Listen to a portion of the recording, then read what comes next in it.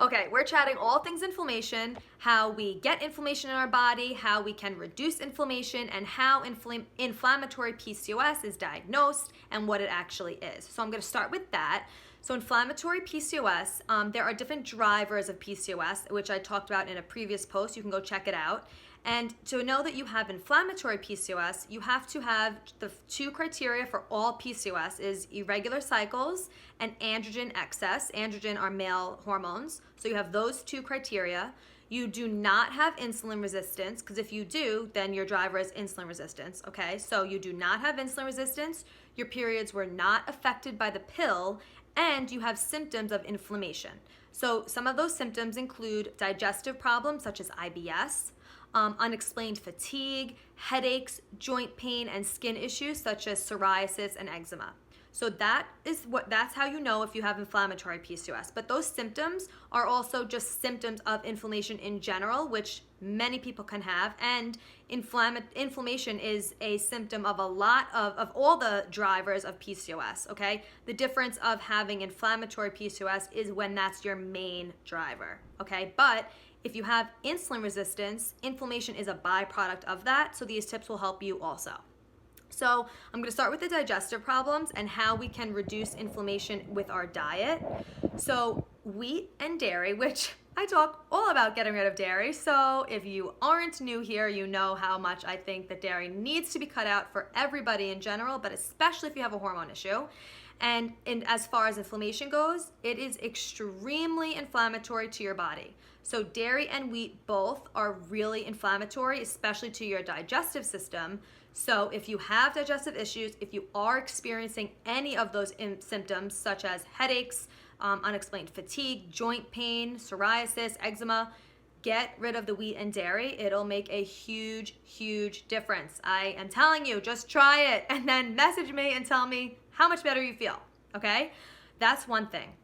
Then the quality of our food. So are you consuming foods that are loaded with pesticides?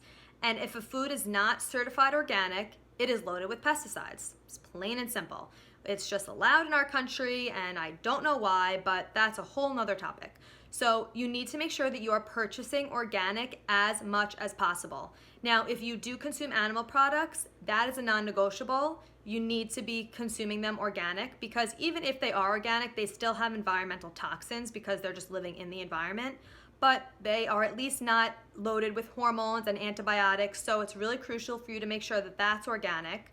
And as far as fruits and vegetables go, making sure that you at least are buying the Dirty Dozen. So if you're not familiar with that, EWG is the Environmental Working Group. They have a list of the Dirty Dozen, which means they are the 12 fruits and vegetables that have the most amount of pesticides on them and must be purchased organic if you want to reduce your pesticide intake, which everybody should, not just anyone who has a hormonal issue or an inflammation problems.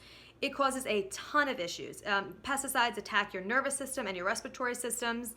They are meant to do that to bugs, and that's what they do to us as well. So if you do have inflammatory PCOS, if you are experiencing digestive issues and any of these inflammatory symptoms, be sure to be buying organic as much as possible. At least start with the Dirty Dozen. So you go to ewg.org. I don't know if it's /Dirty Dozen, but just go to ewg.org and it'll give you the list of the 12 fruits and vegetables that have the most pesticides. There's some like strawberries, grapes, spinach, tomatoes are on there. There are like 15 different pesticides in one single grape. Guys, it's insane, okay? So go check that out. And then there's a list of the clean 15, the ones that don't have as many pesticides and that you could get conventional and not be bombarding yourself with pesticides. So if you want to transition to it that way, you can do it like that.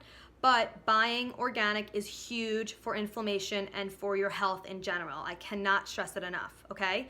So how we help inflammation. So far we talked about getting rid of wheat and dairy, especially if you have digestive issues such as IBS. Cannot stress it enough. And going organic, okay? Another way to help are your environmental toxins, such as the products you put on your body, which is another thing I talk about all the time because I'm so passionate about it, because it makes a huge difference for your hormones. Oh my God. When you are using conventional products, if you look at the label, there are hundreds of chemicals used in our products that are not allowed in other countries, such as Europe and I think Canada also. But we here in the US just allow them because nobody's stopping them, I guess, so no big deal. So it's really, really important to get clean products. And obviously I'm not saying get rid of all your products and just buy new, but when you run out of something, try and make a better choice, make a cleaner choice. There are on EWG, again, ewg.org/skindeep, you can put in the products you're currently using and you could see the toxicity level. It ranges from 1 to 10, I think, and you will be amazed when you look at it. Go check it out, ewg.org/skindeep. You could see all the different chemicals from your products, and then they also give you options of better, cleaner products that you could buy. Think about the amount of products we put in our body and the amount of chemicals we're getting just in the morning from lotion, shampoo, conditioner, hairspray, makeup, like all of the above. It's crazy, okay? So that really will help your inflammation as well. Changing your products helps your hormones, all of that. And your household cleaning products too, because that's in your environment. It's around you, your air fresheners, your counter cleaner, laundry detergent, things like that, okay? So really being conscious of the products that we are consuming is huge.